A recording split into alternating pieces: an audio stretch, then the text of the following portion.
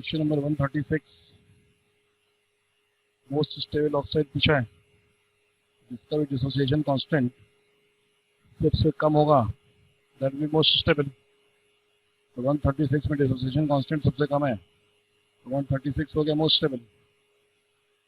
137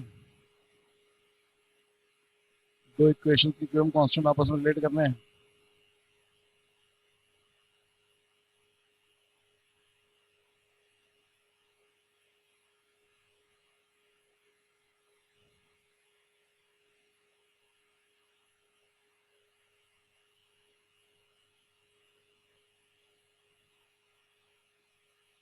first reaction K1, तो first reaction second reaction का inverse है। रिवर्स है तो 1/K2 हो गया।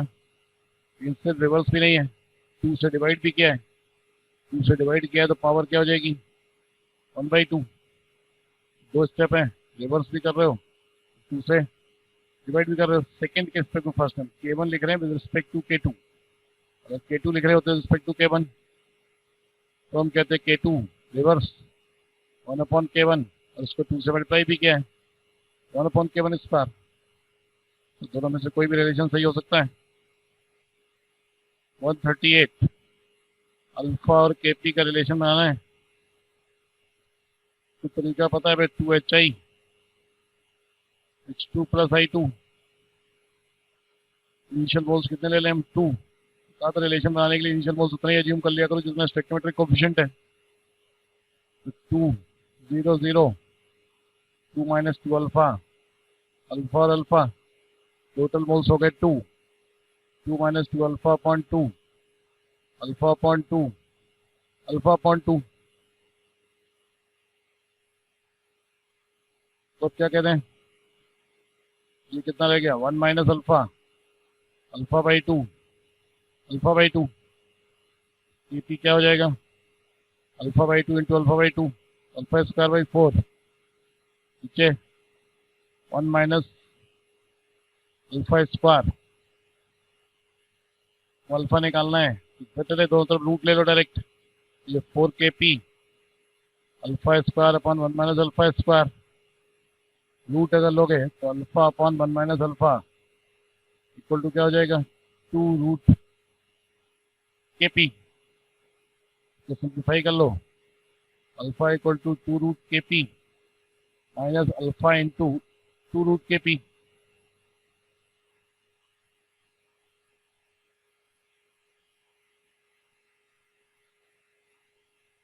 तो अल्फा एक तरफ कर लें तो अल्फा कॉमन हो जाएगा तो 1 plus 2 root Kp equal to 2 root Kp हो गया आंसर 4। 139 इनर्ट गैस ऐड करनी है एट कांस्टेंट प्रेशर।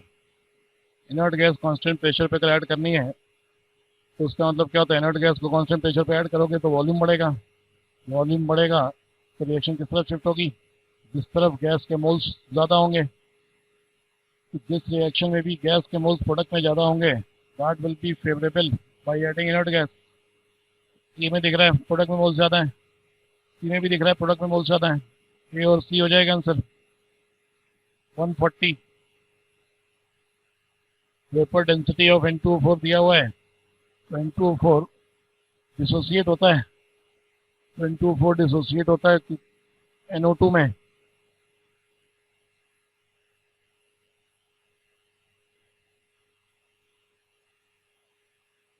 इस क्वेश्चन को सॉल्व करने के लिए हम सॉल्यूशन वाला फार्मूला यूज कर लेते हैं वांट ऑफ फैक्टर।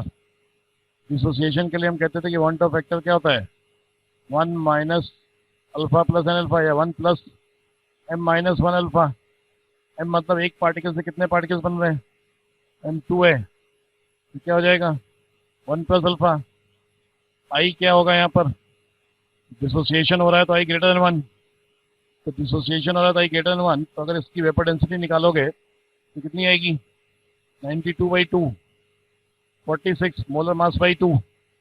ये 46 क्या हुई थ्योरेटिकल वेपर डेंसिटी और ऑब्जर्व वेपर डेंसिटी दी हुई है 30 तो 46 थ्योरेटिकल ऑब्जर्व दी हुई है 30 तो 46/30 23/15 1 प्लस अल्फा 8/15 अल्फा वन चले जाओ -1 हो जाएगा। तो अल्फा 8/15 सॉल्व करोगे तो answer first 141 delta G not दिया हुआ है, इक्विलिब्रियम कांस्टेंट पूछा है, डायरेक्ट फार्मूला लगा दो। Delta G naught equal to -2.303 RT log के डेल्टा जी नॉट है -4.606 -2.303 R किलो कैलोरी में बात हो रही है। 2 × 10⁻³ T 1000 केल्विन इंटू लॉग के एंसल, तो लॉग के इक्वल टू क्या आ रहा है 1, के इक्वल टू क्या हो जाएगा 10। लेकिन क्वेश्चन में अगर ध्यान से देखो तो लिखा है equilibrium constant for the reverse reaction. Reverse reaction का पूछा है तो क्या हो जाएगा 1/10 0.1, तो रिवर्स तो 1/10 भी करना पड़ेगा। 142 melting of ice, ice water equilibrium की जब बात की थी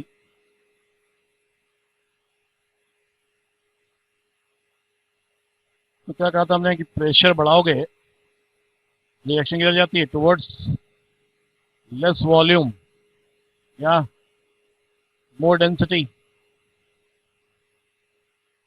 प्रेशर बढ़ाने पर रिएक्शन जाती है टुवर्ड्स लेस वॉल्यूम या मोर डेंसिटी। डेंसिटी ज़्यादा किसकी होती है वाटर की, आइस की डेंसिटी कम होती है। तो वाटर की डेंसिटी ज़्यादा है मतलब प्रेशर बढ़ाओगे तो आइस क्या होगा वाटर बनाएगा, आइस वाटर बनाएगा तो हाई प्रेशर इसके लिए फेवरेबल है। और आइस वाटर बनाना फेवर कर रहा है मतलब उसके मेल्ट होने की टेंडेंसी बढ़ रही है, तो मेल्टिंग पॉइंट क्या हो रहा है कम, तो हम कहेंगे मेल्टिंग पॉइंट कम हो जाएगा। तो मेल्टिंग पॉइंट कम हो गया, इसलिए फर्स्ट आंसर हो गया high pressure and temperature below 0 degree Celsius. 1 atm पे आइस मेल्ट करेगी तो 0 डिग्री सेल्सियस पर प्रेशर बढ़ाते जाओगे तो आइस का मेल्टिंग पॉइंट कम होता जाता है। बाकी इन जनरल और जिनके लिए बात करें जिनके लिए डेंसिटी इन जनरल सॉलिड की ज़्यादा होती है उन सब के लिए हम कह सकते हैं कि ये तो मेल्टिंग पॉइंट बढ़ेगा। 143 pH 1 देखना है, सबके ऑप्शन में चेक ही करने पड़ेंगे। जिसमें बेस ज़्यादा हो वो तो डायरेक्ट मना कर सकते हो, अगर बेस ज़्यादा है तो सोल्यूशन क्या हो जाएगा बेसिक, मतलब pH will be greater than 7। लेकिन जिसमें बेस कम है उनमें निकाल के देखना पड़ेगा। तो पहला ऑप्शन क्या है Cl, इससे क्या ले लोगे H+ या मिली मोल्स ले लो, तो मिली मोल्स ऑफ H+ कहोगे तो 75 × 1/5 15 मिली मोल्स ऑफ OH- कहोगे तो 25 × 1/5 5।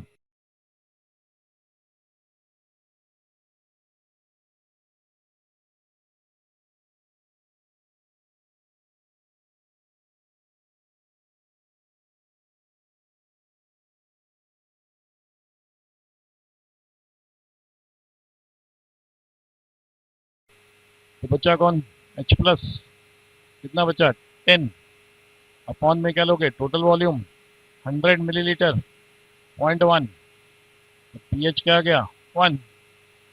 फर्स्ट ऑप्शन सही आ गया तो बाकी ऑप्शन चेक करने की जरूरत तो है नहीं, तो डायरेक्ट कह दोगे 1। 144 वाटर के लिए कह रहा है pH और pOH टेम्परेचर इफेक्ट, तो हमें पता ही डायरेक्ट टेम्परेचर बढ़ाते हैं तो वाटर का pH बोलो या pOH बोलो दोनों कम होते हैं। pH = pOH = pKw/2 होता है, तो हम कहते हैं टेम्परेचर बढ़ाएंगे KW बढ़ता है, KW बढ़ता है तो pKw क्या होगा कम, मतलब वाटर का pH कम हो जाएगा।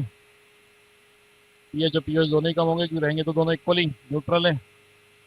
145 सेम pH दिया हुआ है, इसका मतलब सेम H+ कंसंट्रेशन, और वीक एसिड के लिए H+ क्या होता है √Kc। कहते हैं फार्मूला हम रेशियो के लिए कभी भी यूज कर सकते हैं, रेशियो की बात हो रही है यहाँ पर। H+ सेम है मतलब K1C1 = K2C2, पूछा क्या है C1/C2 क्या होगा K2/K1, दिया क्या है K1/K2, तो 1/4 हो गया। 146 BOS थ्राइस समझ में आई क्या होगा? H3PO3 है, H3PO3 है, मतलब पता ही है तुम्हें, लुईस एसिड भी है और मोनोबेसिक भी है, और वीक तो है क्योंकि स्ट्रॉन्ग हमें याद है, जो भी स्ट्रॉन्ग के अलावा होता है वो डायरेक्ट क्या बोले जाते हैं? वीक। 147 बफर चेक करना है। तो पहले सोल्यूशन में KCl क्या है? स्ट्रॉन्ग एसिड बेस का सॉल्ट है, KOH स्ट्रॉन्ग बेस है, बफर नहीं होगा। सेकेंड में केवल क्या है? Salt of weak acid and strong base, ये भी नहीं हो सकता। थर्ड में भी एक सॉल्ट जो दिया है वो तो स्ट्रॉन्ग एसिड बेस का दिया हुआ है और वीक बेस दिया हुआ है, ये भी नहीं हो सकता। फोर्थ हो जाएगा, वीक एसिड दिया हुआ है CpHCOOH और उसी का सॉल्ट दिया हुआ है स्ट्रॉन्ग बेस के साथ, तो हमने कहा था HA और A minus, acidic buffer, BOH और B plus basic buffer, salt of weak acid weak base, ये सब बफर होते हैं। 148 ये भी डायरेक्ट क्वेश्चन है, degree of hydrolysis salt of weak acid weak base की दी हुई है। तो पता है कि वीक एसिड वीक बेस के सॉल्ट की जो डिग्री ऑफ हाइड्रोलिसिस होती है that depends only on KKP, not on concentration of salt. अभी तो बफर कहते हैं हम salt of weak acid weak base को। इसका मतलब कंसंट्रेशन चेंज करोगे तो डिग्री ऑफ हाइड्रोलिसिस चेंज नहीं होगी, तो डायरेक्ट कैंसिल हो जाएगा सेकंड। 149 pH ग्रेटर देन 7 मतलब बेसिक सॉल्यूशन। तो फर्स्ट क्या है? Salt of weak acid HF, strong base barium hydroxide, basic होगा। सेकंड RBI है, RBOH और HI, RBOH होता है स्ट्रॉन्ग बेस, HI होता है स्ट्रॉन्ग एसिड, मतलब सॉल्यूशन न्यूट्रल होगा। थर्ड C6H5COOH और NaOH, मतलब वीक एसिड स्ट्रॉन्ग बेस, ये भी बेसिक है। फोर्थ CS3COOH और बेरियम हाइड्रोक्साइड, ये भी वीक एसिड स्ट्रॉन्ग बेस का सॉल्ट है। तीनों सॉल्ट क्या होंगे? Basic, first third fourth. 150 pH of COH twice दिया है, इससे क्या आ जाएगा? POH कितना हो जाएगा? 14 माइनस 10.6 मतलब कितना? 3.4। OH माइनस कंसंट्रेशन निकालनी है तो लॉग OH माइनस 3.4, इसको लिखते कैसे हैं? -4 प्लस 0.6। OH माइनस कंसंट्रेशन यहाँ से कितनी आ जाएगी? 0.6 होता है log 4, 4 into 10 to power -4। OH minus concentration आ गई, KSP निकालना है, मतलब COH ट्वाइस अगर है तो Ca2 प्लस 2H माइनस। वैसे क्वेश्चन में लिखा होना चाहिए था कि सॉल्यूशन इज सैचुरेटेड, ये मैंने कहा था कि अक्सर कई बार नहीं भी लिखते हैं। जब KSP निकालना है तो मान के सॉल्यूशन सैचुरेटेड है। सैचुरेटेड सॉल्यूशन में अगर ये S डिजॉल्व हुआ तो ये कितना बनेगा? S, ये कितना बनेगा? 2S। OH माइनस की कंसंट्रेशन दी है 4 इंटू 10 टू पावर -4, ये कितना हो गया? 2 इंटू 10 टू पावर -4। 2S इतना है तो S इतना हो गया। KSP 2 into 10 to power -4, 4 into 10 to power -4 square.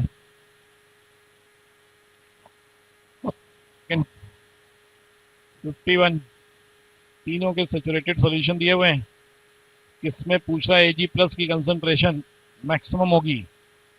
Direct KSP देखकर नहीं कह सकते थे हम। क्यों नहीं कह सकते थे? क्योंकि फार्मूले सेम नहीं है।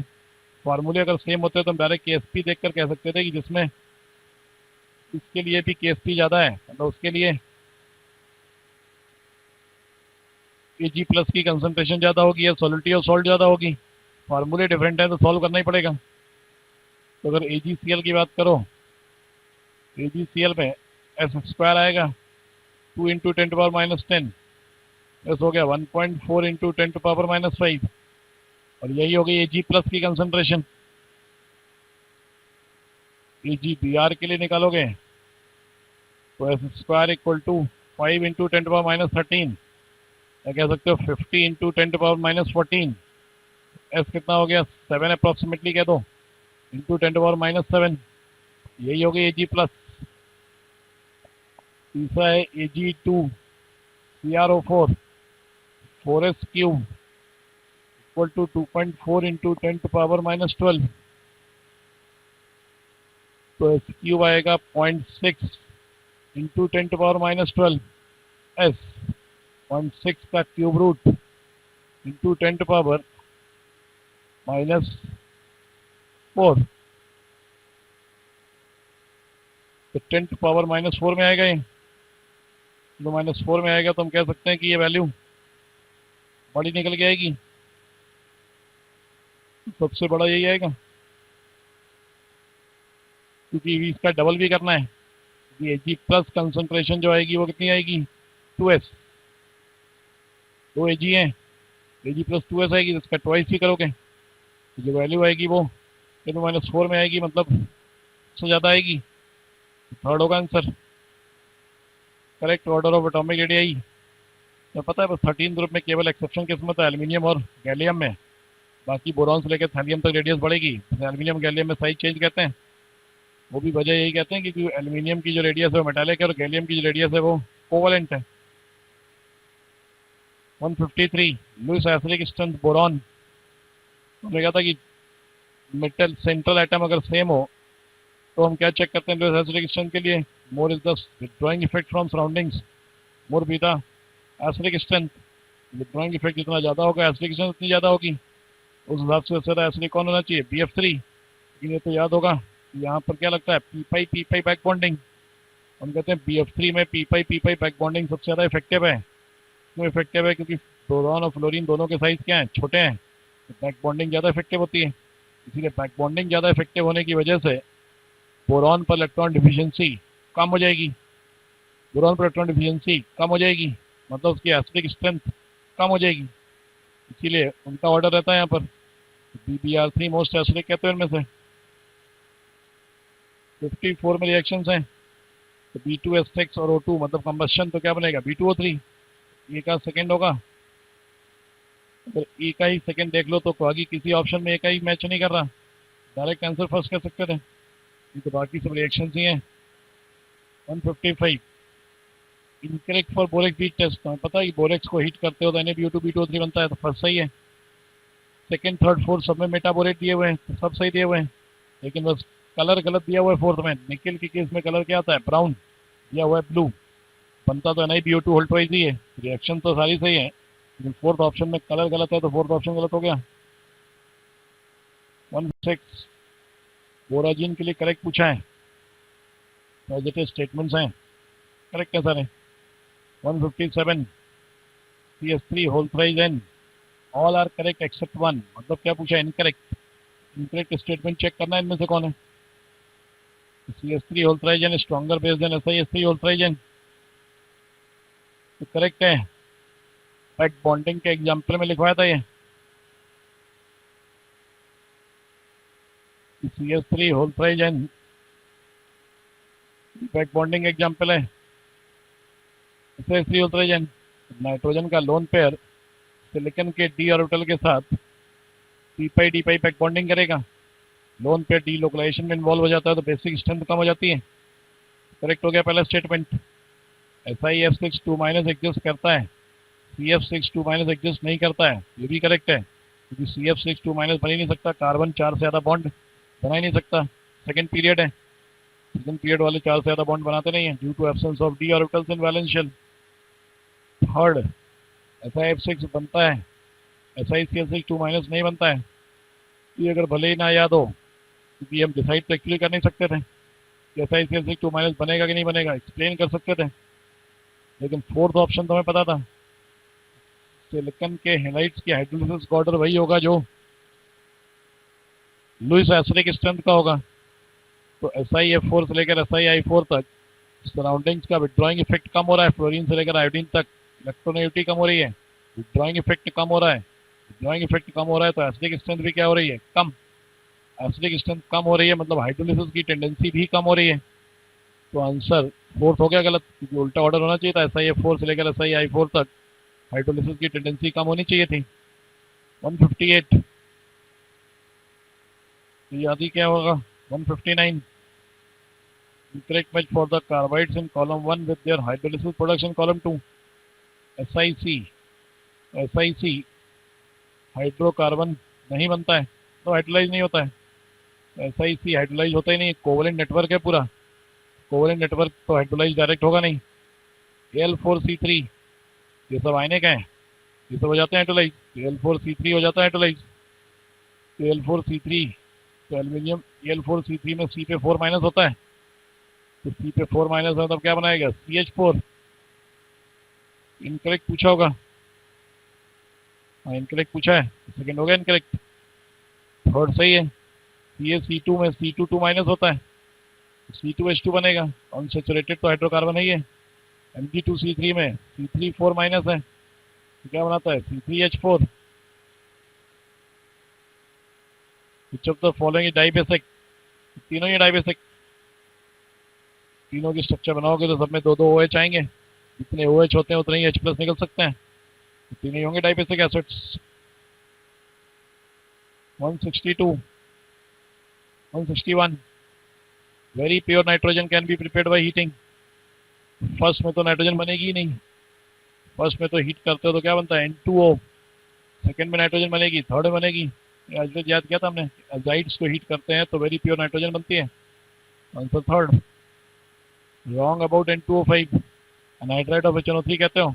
नॉन मेटल्स की ऑक्साइड जो भी एसिडिक है, एसिडिक ऑक्साइड जितने भी है नॉन मेटल्स के, वो किसी ना किसी करस्पॉन्डिंग ऑक्सी एसिड्स के क्या बोले जाते हैं, एनहाइड्राइड। तो ऑक्सीडेशन स्टेट देखनी होती है, नाइट्रोजन +5 में N2O5 में कह सकते हैं this is the anhydride of HNO3। Second solid state में आयनिक पढ़ा था हमने, NO2 plus NO3 minus. Third prepared by heating, HNO3 और P4O10, P4O10 कहते हैं ना डिहाइड्रेटिंग एजेंट है, डिहाइड्रेटिंग एजेंट के साथ हीट करके हम HNO3 से क्या बना सकते हैं N2O5, इसका nitride. It contains NN bond, तो गलत है, N2O5 में तो NN बॉन्ड होगा नहीं, N2O5 में तो एक ऑक्सीजन बीच में आएगा, ये होगी स्ट्रक्चर। फोर्थ स्टेटमेंट गलत हो गया। फॉस्फेनिक एसिड, F3PO2 को कहते हैं phosphoric, F3PO4 phosphonic, F3PO3 फॉस्फेनिक, F3PO2।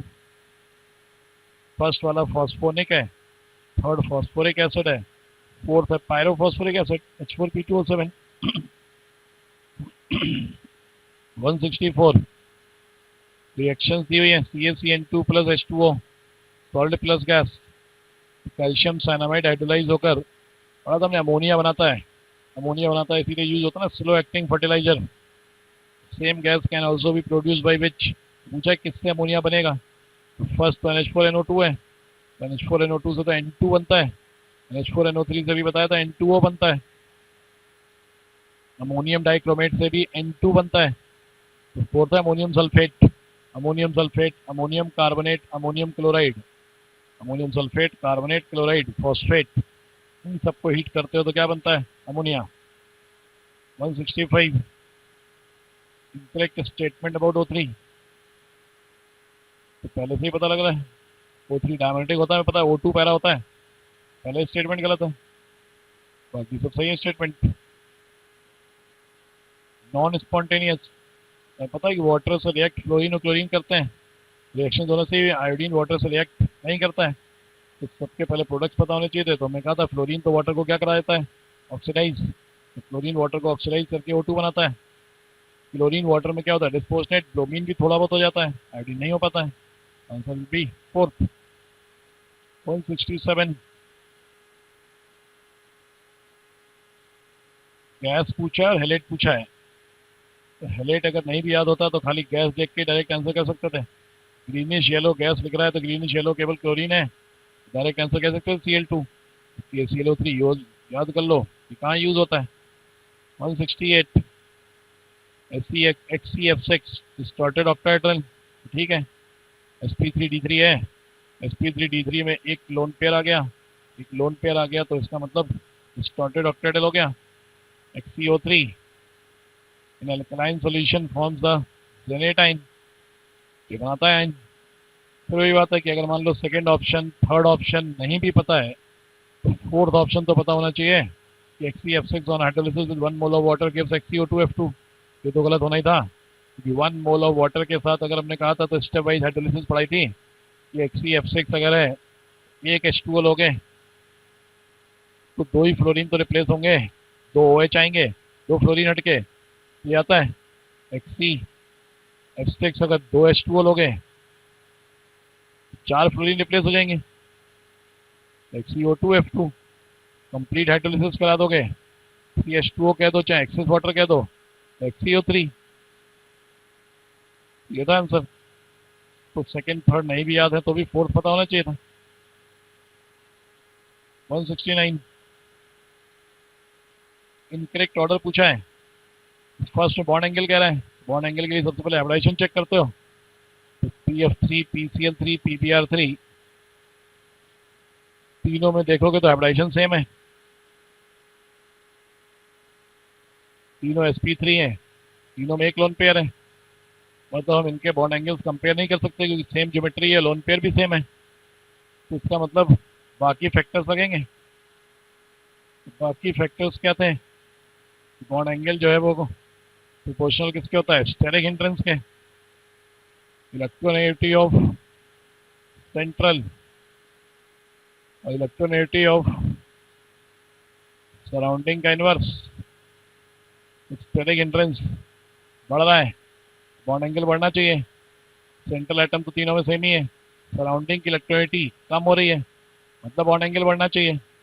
दोनों फैक्टर्स कह रहे हैं कि बॉन्ड एंगल बढ़ना चाहिए, तो बढ़ेगा बॉन्ड एंगल। तो पहला ही गलत दिया हुआ order. Basic strength Lewis base है, डाउनवर्ड द ग्रुप अगर सेंट्रल एटम चेंज होता है तो हम कहते हैं कोऑर्डिनेट बॉन्ड जो बनेगा वो वीक बनता है। डाउनवर्ड द ग्रुप अगर सेंट्रल एटम चेंज होता है तो चाहे लुईस एसिडिक स्ट्रेंथ बोलो चाहे लुईस बेसिक स्ट्रेंथ बोलो, दोनों ही हमेशा क्या होती हैं, कम। थर्ड, H प्लस का निकलना डाउनवर्ड द ग्रुप आसान होता जाएगा, बॉन्ड वीक होता जाएगा, बॉन्ड वीक होता जाएगा तो H प्लस का निकलना क्या होता जाएगा, आसान होता जाएगा, तो एसिडिक स्ट्रेंथ बढ़ेगी, ये भी सही है। फोर्थ, नाइट्रोजन की ऑक्सीडेशन स्टेट बढ़ती जा रही है, तो मैं कहता अगर सेम एलिमेंट के ऑक्साइड्स हों तो ऑक्सीडेशन स्टेट बढ़ने के साथ एसिडिक स्ट्रेंथ बढ़ती है, तो बढ़ेगी एसिडिक स्ट्रेंथ, बाकी सब सही है। 170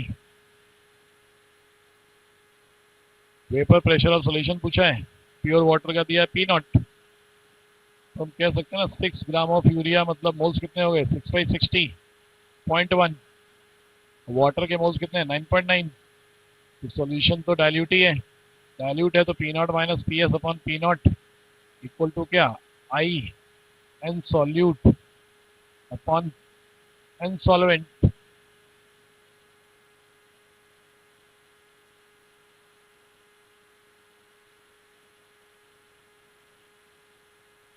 P0 माइनस PS निकालना है upon P0 equal to I कितना है 1 है यूरिया के लिए, 0.1 moles of solute upon total moles of solvent कितने हैं 9.9,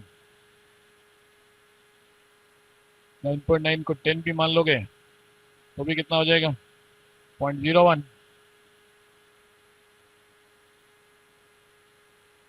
बस सॉल्व कर लो, आ जाएगा आंसर फोर्थ।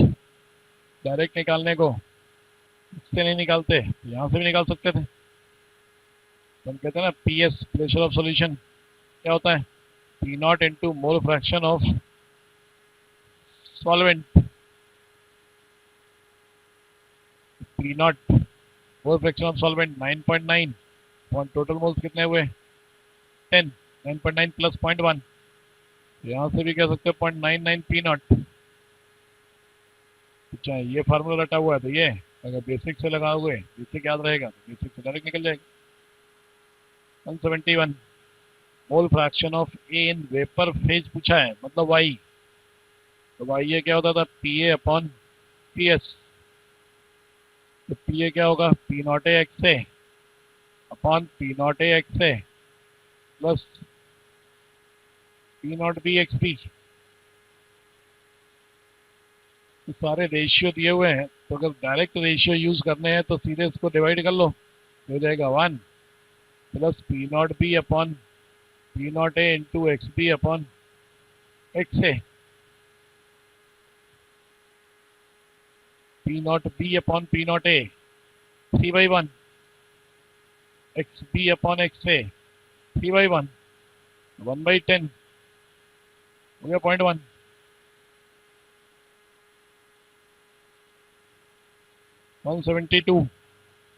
कर दिए हुए 3 सॉल्वेंट से तो नीचे होना ही है क्योंकि नॉन वोलेटाइल सॉल्यूट की बात हो रही है, सॉल्यूट सब में सेम है, जितना ज्यादा कर्व नीचे जा रहा है मतलब लोअरिंग ज्यादा है, लोअरिंग ज्यादा कब होगी जब कंसंट्रेशन ऑफ सॉल्यूट ज्यादा होगी, तो जिसका कर्व सबसे नीचे है उसमें लोअरिंग इन वेपर प्रेशर सबसे ज़्यादा है, मतलब कंसंट्रेशन ऑफ सॉल्यूट सबसे ज़्यादा है। जो भी सबसे नीचे सबसे ऊपर कर्व किसका है, 1 का है, सबसे नीचे किसका है, 3 का है। इसका मतलब थर्ड वाले में कंसंट्रेशन सबसे ज़्यादा है, 1 से 3 तक कंसंट्रेशन बढ़ेगी। फर्स्ट हो गया 73। पूछा positive negative deviation ideal solution, तो जो दिया हुआ है वो क्या है, ऑब्जर्व है। ऑब्जर्व कितना दिया हुआ है, 240 टॉर। तो हम क्या निकाल लें, आइडियल क्या होगा, P not a x A plus P not be x P.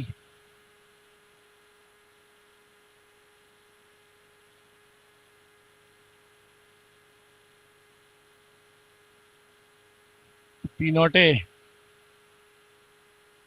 150 mole fraction 1/3, P not be 300 mole fraction 2/3, 50 plus 200 250 या कितना है 240। जब observe is less than P ideal, जो निकाला वो आइडियल था, जो दिया था वो ऑब्जर्व प्रेशर है। तो ऑब्जर्व अगर लेस देन आइडियल है, इसका मतलब नेगेटिव डेविएशन हो गया। 174 मैक्सिमम बॉलिंग एज टॉप कौन होगा, जो नेगेटिव डेविएशन शो करता हो, सेकंड हो गया। 75 डिसोसिएशन के लिए पता है ग्रेटर देन 1, एसोसिएशन के लिए लेस देन 1, सिंपल क्वेश्चन है। 26 मर्क्यूरिक आयोडाइड और के आई पड़ी होगी रिएक्शन है, के आई और HgI2 मतलब क्या बनाते हैं, K2HgI4।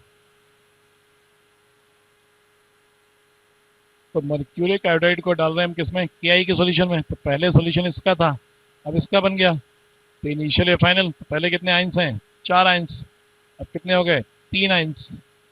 नंबर ऑफ पार्टिकल्स क्या हो रहे हैं, कम, तो कॉलिगेटिव प्रॉपर्टीज कम होंगी।